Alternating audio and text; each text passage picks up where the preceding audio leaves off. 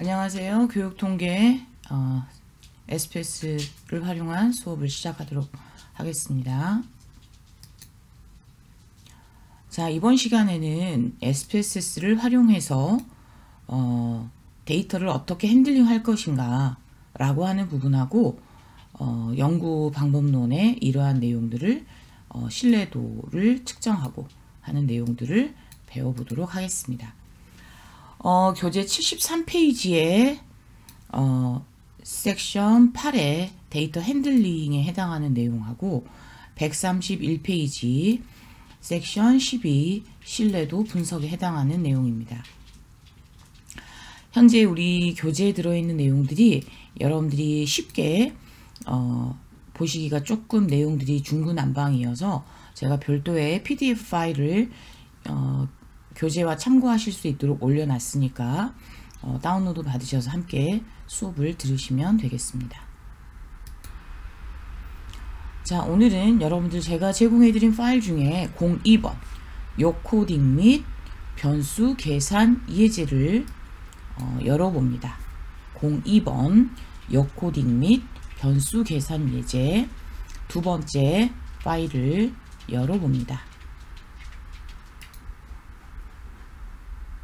자, 여러분들 02번 요코딩 및 변수 계산 예제를 출력하시게 되면 자, 데이터 보기를 하면 지난번에 보셨던 데이터보다 훨씬 더 많은 양, 약 198개 케이스의 데이터가 들어있고 변수 보기를 클릭하시게 되면 약 28개의 변수가 입력되어 있는 파일을 보실 수가 있을 것입니다. 자, 여러분들이 레이블 옆쪽을 이렇게 당겨주시면 이렇게 전체 문항이 어떤 것을 의미하는지 나오게 되어 있습니다. 자, 파일을 잘 열으셨습니까?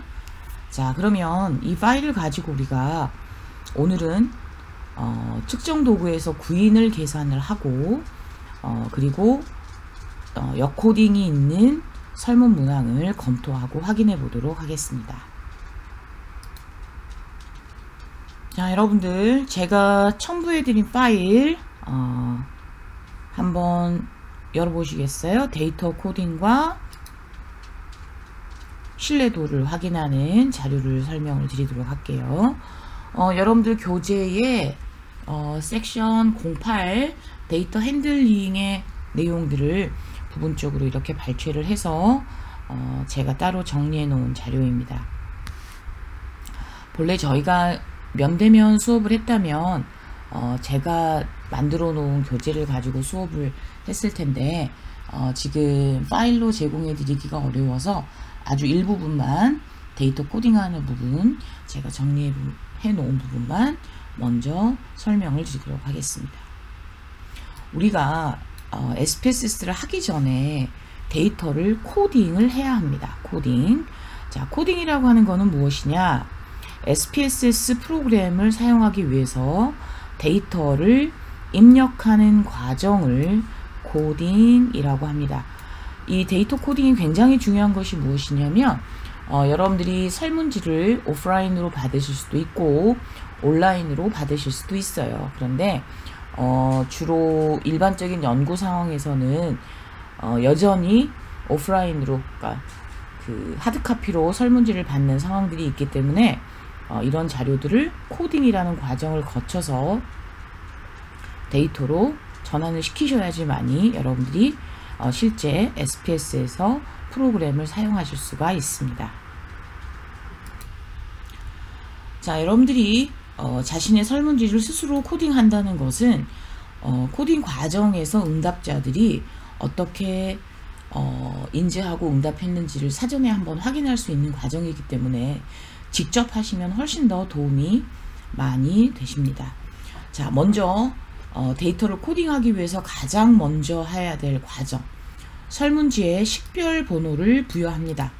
설문지에 식별 번호를 부여한다고 하는 거는 설문지를 모두 회수하시게 되면 가장 먼저 진행해야 될 작업은 설문지에 번호를 부여하기 전에 응답이 부실한 설문지, 즉 설문지의 응답 중에 부분적으로 무응답이 이렇게 뭉텅이로 빠져있는 설문응답지들이 있어요.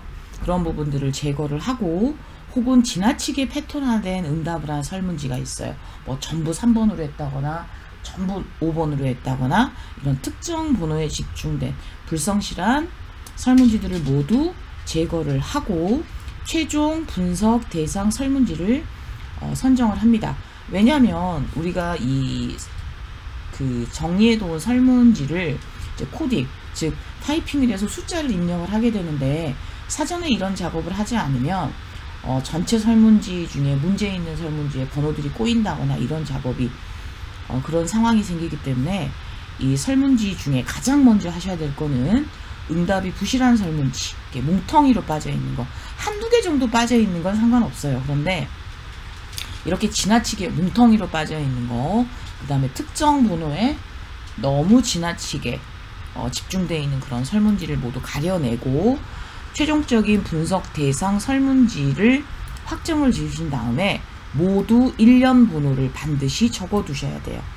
데이터 분석을 하다 보면 인간이 하는 일인지라 간혹 이렇게 잘못 코딩이 되는 경우들이 있으면 이런 어떤 1년 번호를 확인을 해서 내가 어떤 번호에서 잘못 입력했는지를 확인할 수 있기 때문에, 즉 데이터를 입력할 때 오류가 발생했을 때 검토 및 확인을 위해서 이 식별 번호는 굉장히 중요합니다.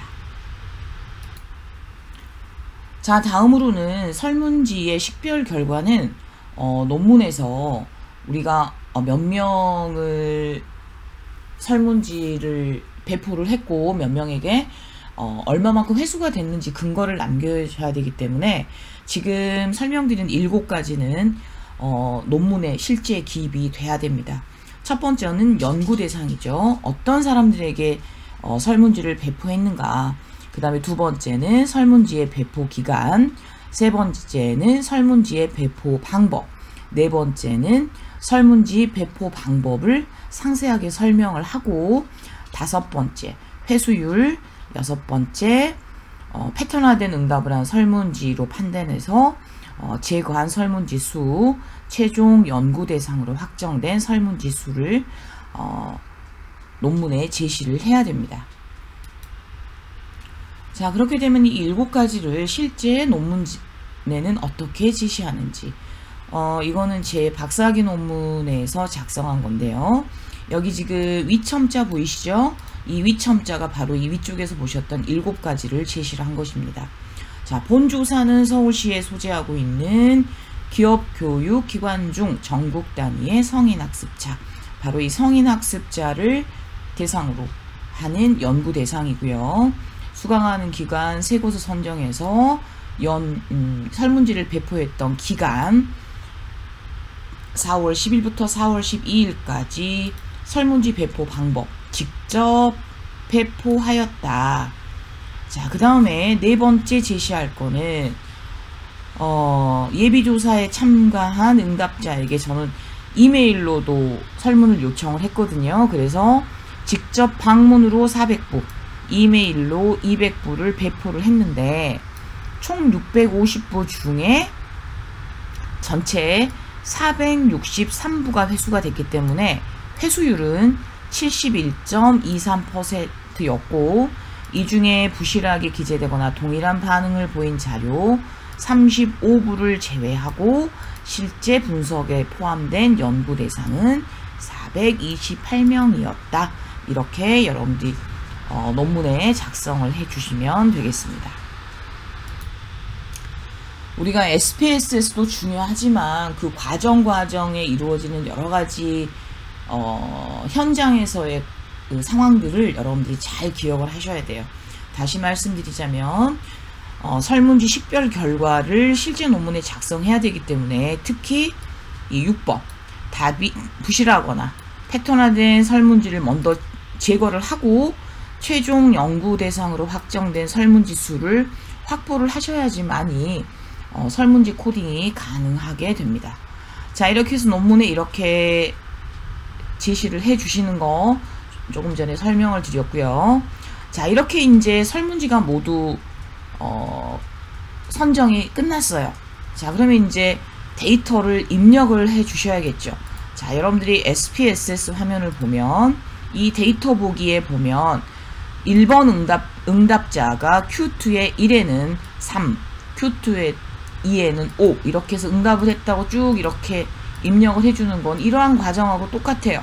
제가 199번 응답자의 응답을 작성을 해보면 3점, 4점, 5점, 2점, 1점, 뭐 5점 이런 식으로 응답을 쭉 코딩을 해주셔야 돼요. 자, 그런데 SPSS에서 처음 코딩을 하시려고 하시면 프로그램도 무겁고 여러분들이 SPSS가 아주 익숙치가 않으시기 때문에 조금 어려우실 수가 있어요. 그래서 제가 무엇을 안내를 해드리냐면 엑셀이나 이런 프로그램들을 이용해서 코딩하는 방법도 설명을 드리도록 할 겁니다. 자, SPS의 데이터를 입력하기 위해서는 먼저 입력할 데이터들이 무엇이냐라고 하는 변수의 속성을 먼저 확인을 해 주셔야 됩니다. SPSS 데이터 입력하는 방법을 먼저 살펴보시기 전에 우리 지난번에 변수에 대해서 공부하셨죠? 변수에 대해서 이제 구체적인 예를 가지고 다시 한번 설명을 드릴게요. 자, 우리 지난 시간에 빈도 분석과 기술 통계 하셨던 데이터 있죠? 그 데이터가 지금 여러분이 보고 계시는 이 명명척도로 만들어진 그런 겁니다. 자, V1 당신의 성별은 어떻게 됩니까? 1번 남성, 2번 여성 이렇게 질문을 했고 연령은 어떻습니까? 라고 했을 때 자, 여기서 이제 틀린 게 하나 있어요.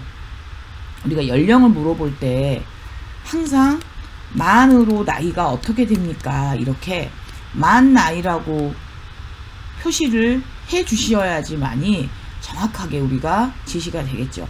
특히 연령을 물어볼 때 주의해야 될 거 제가 잠깐 메모장에 가서 설명을 다시 한번 드리도록 할게요. 보통 우리가 연령을 물어볼 때 20대, 30대, 40대, 50대, 60대 이렇게 물어볼 수도 있지만 20살부터 29까지 30살부터 39까지 40부터 49세까지 자, 이런 식으로 표시를 하게 되면 이건 잘못된 예예요. 왜냐하면 우리가 연령을 보면 29점 몇 세가 있죠. 그러면 딱 29세까지만 설정을 하기 때문에 29세 5개월인 경우는 입력할 수가 없어요. 이럴 경우는 어떻게 해주셔야 되는 거냐면 20세, 20세 이상 30세 이하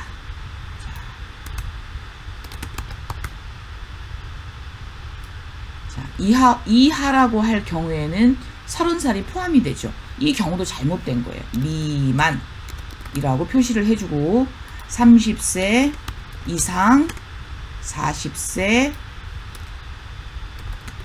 미만 이게 아주 별거 아닌 것 같지만 간혹 응답자들한테는 굉장히 답을 할 수 없는 그런 경우들이 생겨요. 그래서 만약에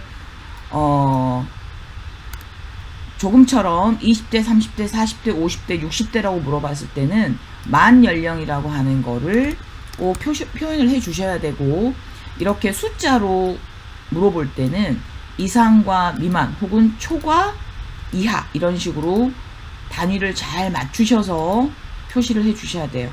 여러분들이 보통 다른 사람의 설문지에 들어있는 이런 어떤 명명척도들을 그냥 갖다가 사용하면서 실수하는 경우들이 많은데 이거 꼭 주의하셔야 됩니다. 자, 다시 한글 파일로 넘어가도록 하겠습니다.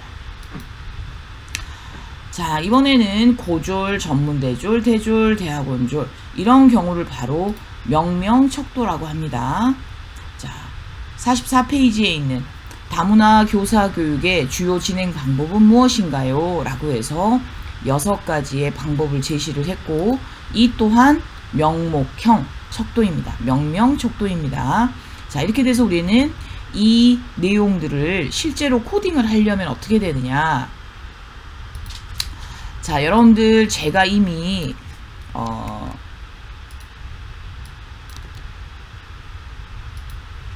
데이터 첫 번째 거는 코딩을 다 해드렸었기 때문에 코딩하는 방법을 여기서 이제 설명을 드리도록 할 거예요. 자, 제가 많이 쓰는 방법은 한글에 있었던 내용들을 복사를 해서 메모장에 붙여 놓습니다. 지금 이건 메모장입니다. 메모장. 이러는 이유가 뭐냐면 한글에 있었던 파일을 SPSS에 바로 가지고 가게 되면 조금 어려움들이 있어요. 자, 지금부터 제가 코딩하는 방법을 설명을 드리도록 하겠습니다. 자, 지금부터는 명목형 척도를 코딩을 하도록 하겠습니다. 자, 새 파일에서 데이터를 엽니다. 자, 그러면 아무것도 없는 새로운 파일이 하나 만들어지게 됩니다. 자, 그럼 데이터에는 우리가 지금 입력한 값들이 없으니까 변수 보기 쪽에 들어가셔가지고, 자, 우리가 지금 조금 전에 보셨던 것처럼 V1, V2, V3, V4, V5, Q1이라고 어디에 입력을 해 주시냐면, 자, 여기 이름 부분에 있죠.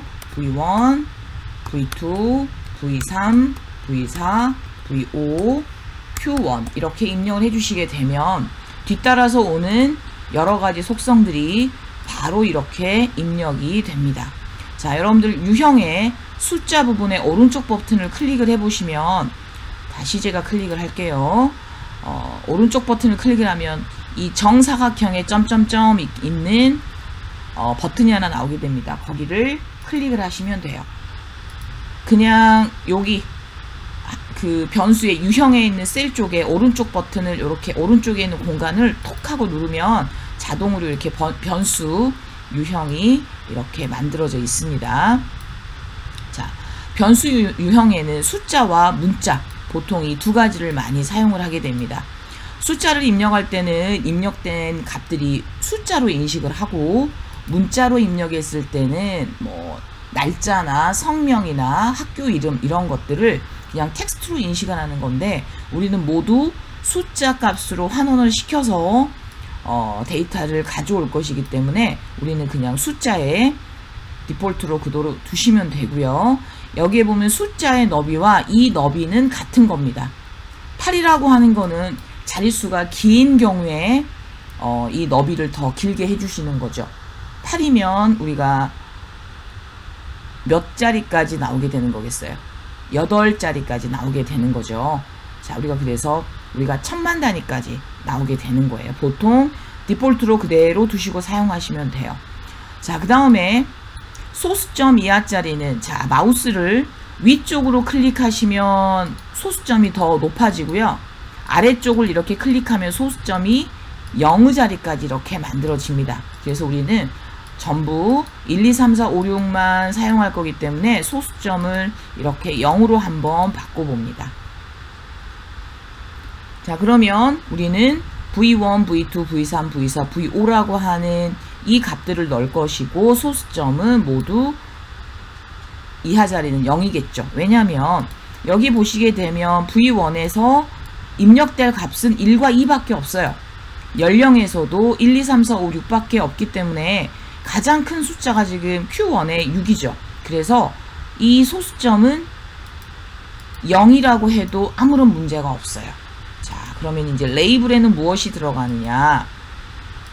여기 보시게 되면 성별, 만 연령, 학력, 가족 유형, 관심 업종, 이걸 여기다가 성별하고 입력을 해주시면 우리가 디지털 파일을 이용하는 이유가 아무것도 의미가 없겠죠. 그래서 어떻게 사용하시면 편하시냐면, 자, 제가 성별을 복사해서 위쪽에 갖다 놓고, 만 연령 복사해서 붙여놓고, 학력 붙여놓고, 가족 유형 붙여놓고, 관심 업종 이렇게 붙여놓고, 아래쪽에 있었던 다문화 교사 교육의 주요 진행 방법 이렇게 해서 전체를 선택하신 다음에 여기에 갖다 놓으면 한꺼번에 이렇게 뿅 하고 들어가시죠.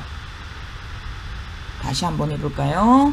자, 여러분들 지금 제가 설명드리는 거는 SPSS를 설명드리는 게 아니고 코딩을 좀 더 다른 디지털 파일들을 이용해서 편하게 하실 수 있는 방법에 대해서 안내를 해드리는 거예요. 메모장에서 복사를 다 하십니다. 한글에서 하면 똑같이 되지 않을 수 있어요. 꼭 메모장 txt 파일에 오셔가지고 이 레이블의 개수랑 똑같이 레이블에 들어갈 내용들을 이렇게 복사해서 붙여넣기 놓으신 다음에 전체를 컨트롤 C 하신 다음에 컨트롤 V 하시게 되면 바로 이렇게 레이블에 한꺼번에 입력하실 수가 있어요. 자, 그 다음에 여기 이제 값이라고 하는 부분이 있어요. 값. 자, 여기도 클릭을 하시게 되면 이렇게 보조 화면이 등장을 하게 됩니다. 자, 그럼 여기에 보시게 되면 어떻게 입력을 하느냐. 성별에서 1번이라고 응답한 사람은 남성이고요. 2번이라고 응답한 사람은 여성입니다. 라고 만들어줘야 되기 때문에 기준값은 1, 남성, 여성하고 남성, 엔터 2, 여성, 엔터 이렇게 해서 입력을 해주시게 되면 이렇게 값이 들어가게 되어 있어요. 그런데 이렇게 이제 남성, 여성 이런 경우는 글자가 짧기 때문에 여러분들이 편하게 사용하셔도 되는데 저는 보통 여기서 입력됐던 내용들을 같이 사용합니다. 특히 Q1 같은 경우를 한번 해볼까요? 자, 1번에는 무엇을 넣을 것이냐. 여기서 그냥 복사를 하세요. txt에서. 붙여넣기 하고 추가. 2번에는 다시 메모장 열어서서 컨트롤 V 하시고 추가. 3번 사례를 공유하는 거 추가. 4번 해외 연수 추가.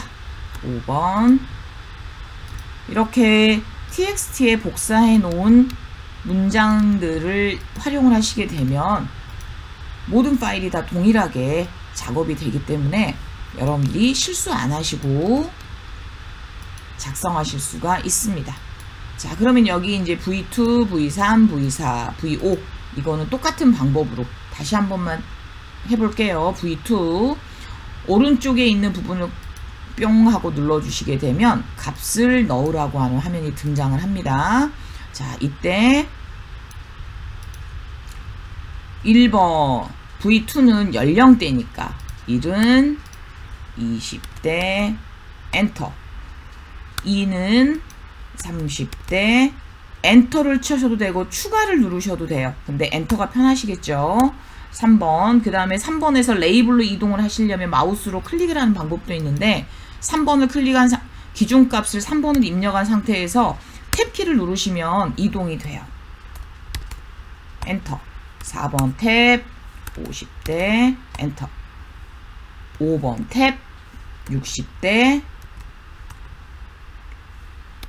이상 엔터 이렇게 되면 자, 여러분들이 입력했던 이 속성하고 똑같이 입력이 되시겠죠. 자, 여러분들 이렇게 해서 변수를 모두 입력을 하게 되면 여러분들이 조금 전에 보셨던 바로 이 명명척도의 변수를 생성하실 수 있어요.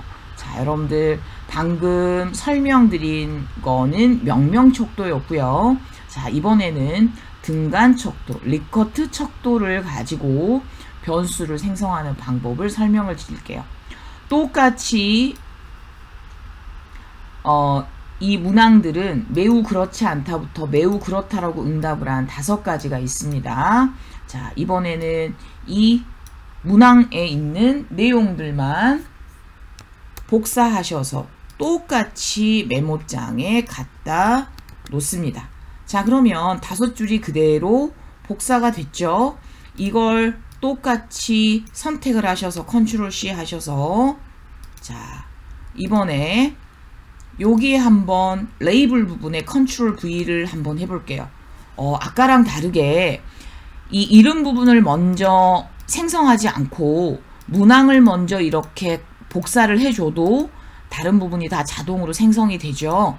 자, 이번에는 다음에 q2 언더바 변수명을 q2 언더바 1, q2 언더바 2, q2 언더바 3. 제가 실수로 q2 빼기 4로 하고 마이너스를 한번 해볼게요. 자, 그럼 변수 이름에 잘못된 문자가 있습니다 라고 되어 있죠. 자, 변수명을 설정을 하실 때는 사칙연산 사용하시면 안 되고요. 1이라고 먼저 입력하셔도 안 돼요. 숫자가 먼저 나와도 안 돼요. 그래서 보통 이렇게 구분을 하실 때는 언더바를 쓰셔야 됩니다. 여러분들 중에 방금 q2-1 하셨던 분은 에러가 떴을 거예요. 자, q2 언더바 5라고 입력을 하셔야지 -5라고 입력을 하면 이렇게 변수 이름에 잘못된 문자가 있다고 나오죠. 변수 이름을 만들 때는 숫자가 맨 앞에 나와서도 안 됩니다. 그리고 사칙 연산이 들어가도 안 돼요. 그래서 보통 구분자는 q2 언더바 5번 이렇게 만들어 주게 됩니다. 자, 여러분들은 이렇게 해서 이제 q2의 1번부터 5번까지 변수를 생성을 하셨어요. 자, 그럼 똑같이 값의 레이블에 1번은 매우 그렇지 않음, 2번은 그렇지 않음, 3번은 보통임, 4번은 그러함, 5번은 매우 그러함. 이렇게 입력을 했어요. 자, 그런데 이 변수는 Q1부터 Q5까지 Q2 1부터 Q2의 5까지 똑같다는 얘기예요. 그럼 이거를 5번을 입력하면 너무 힘들잖아요. 자, 이렇게 중복되어 있는 리커트 척도 같은 경우는 오른쪽 버튼을 누르셔서 복사를 하신 다음에 붙여넣기 하시게 되면 이렇게 복사가 됩니다. 자, 여기 보시면 매우 그렇지 않은 그러함이 1.00, 2.00, 3.00 소수점 두 자리가 되어 있죠. 그런데 우리는 설문지를 보면 분명히 1, 2, 3, 4, 5만 입력이 될 거란 말이에요. 자, 그러면 다시 소수점 자리를 조정을 해 볼게요. 아래쪽을 클릭해 주시면 소수점을 이렇게 줄이실 수가 있습니다. 자, 그랬더니 어디가 바뀌었냐? 여기 값에 보시게 되면 1, 2, 3, 4, 5 이렇게 수정이 되었죠. 자, 이렇게 코딩을 하시게 되는 겁니다. 이런 과정을 거쳐서 제가 이미 여러분들께 이렇게 코딩된 파일을 만들어서 드렸고, 이 데이터 보기에는 이제 응답한 사람들의 점수를, 당신은 남자입니까? 예, 남자입니다. 학교 연령은 30대입니다. 이렇게 응답한 것들을 쭉 처리를 하는 거예요.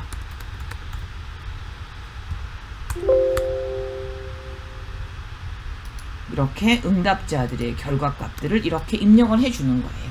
이 과정이 바로 실제 작업하는 코딩의 과정이에요. 이 코딩에 해당하는 설문지를 먼저 선별하는 게 중요하다고 말씀을 드렸죠. 그래서 SPSE에서 변수를 먼저 입력을 해주시고 여기에 데이터를 하나씩 입력을 해주시게 되는데, 이제 그러려면 힘들다는 거죠. 그래서 변수 만드는 거는 SPS에서 하시고 여기에 입력하는 거는 엑셀을 이용해서 사용을 하시게 되면 조금 편하게 이용하실 수가 있습니다. 자, 이렇게 해서 저장을 하시게 되는데, 우리는 지금 변수 입력 예제라고 되어 있죠. 자, 변수 입력 예제라고 덮어 쓰면 지난번 게 사라져 버리니까 변수 입력 예제 언더바, 저는 닉네임이 헤라이기 때문에 헤라라고 이렇게 저장을 하게 되면 변수 입력 예제 언더바 헤라.sav SPSS의 데이터들은 확장자가 .sav입니다. 이렇게 해서 저장이 되게 됩니다. 여기까지 이해되시겠죠? 제가 이미 이러한 과정을 거쳐서 여러분들께 변수를 모두 만들어 드린 겁니다.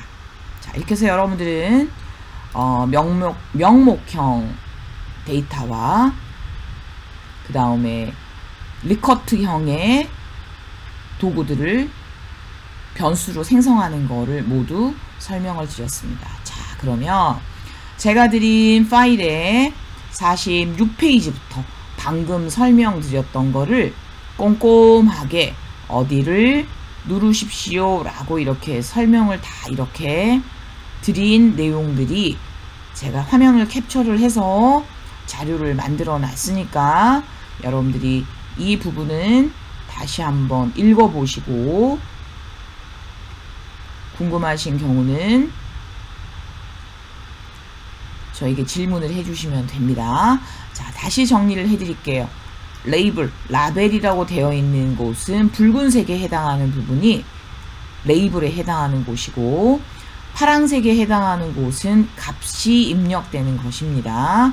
자, 이렇게 해서 레이블과 값을 입력을 해서 데이터를 모두 완성을 시키시면 됩니다. 자, 이렇게 데이터를 코딩을 할 때, 특히 변수를 생성할 때는 될 수 있으면 이렇게 파일로 되어 있는 내용들을 잘 활용을 하셔야지만이 편하게 사용하실 수가 있어요. 자, 그런데 지금 제가 드린 자료에 여기 보시게 되면 측도라는 게 있죠. 자, 지금부터 측도를 바꿔보도록 할게요. 지금 여기 보면 측도가 알 수 없다고 되어 있는데 V1부터 V5까지는 명목형이고 Q1까지, Q2부터 Q5까지는 리커트이기 때문에 여기 측도를 클릭하시게 되면 명목형이라고 되어 있어요. 이렇게 되면 아, 얘네들은 빈도 분석을 할 수 있는 명목형 척도구나. 이렇게 선택을 해주시고 Q2의 1번부터 5번까지는 척도라고 클릭을 해주시면 아, 얘네들은 나중에 평균과 표준 편차를 구하는 대상이구나 라고 쉽게 인식을 할 수가 있겠죠. 그 설명을 하고 있는 겁니다. 이렇게 해서 측도까지 수정을 다 하시게 되면 제가 여러분들께 드렸던 자료에 있는 내용대로 편집이 모두 끝났습니다. 자, 다음에는 6.1.3에서는 엑셀을 활용한 데이터 입력하기라고 되어 있거든요. 자, 그러면 여러분들께서 지금 이 엑셀 화면에다가 자, 여기 보시게 되면 지금 엑셀 화면에 이렇게 데이터들이 쭉 코딩이 되어 있어요. 자, 그러면 이건 어떻게 되는 거냐? 응답자 식별 코드 1번부터 26번까지 이렇게 숫자를 입력을 해 주시고 V1, V2, V3이라고 해서 1번 라인에는 변수명을 쭉 입력을 해 주신 다음에 한 개 이렇게 입력을 쭉 해 주시면 돼요. 입력을 해 주신 다음에 나중에 복사해서 붙여 넣으실 때는 응답자 식별 코드는 빼고 이 V1부터 Q2의 언더바 5까지만 마우스로 선택을 하셔가지고 SPSS에 붙여주시게 되면 여기 지금 데이터 보기 화면이죠. 여기에 붙여넣기를 하시게 되면 이렇게 코딩이 완성이 되는 겁니다. 자, 이렇게 해서 여러분들은 첫 번째 변수 입력하는 과정에 대해서 우리가 지난번에는 이미 입력된 걸 가지고 정리를 했지만 이제 변수를 생성하고 그 다음에 값을 입력하는 방법에 대해서 공부가 끝나셨어요. 자, 여러분들 커피 한잔 하시고 잠깐 쉬셨다가 이제 설문지에 들어있는 설문지 문항의 구성을 다시 한번 보고 이거를 활용해서 데이터를 어떻게 변환시킬 것인지에 대해서 학습을 하도록 하겠습니다. 잠깐 여러분들 제가 드린 이 한글 파일을 참고하셔가지고 다시 한번 이렇게 실습을 해 보시는 거 아주 중요합니다. 잠시 후에 만나요.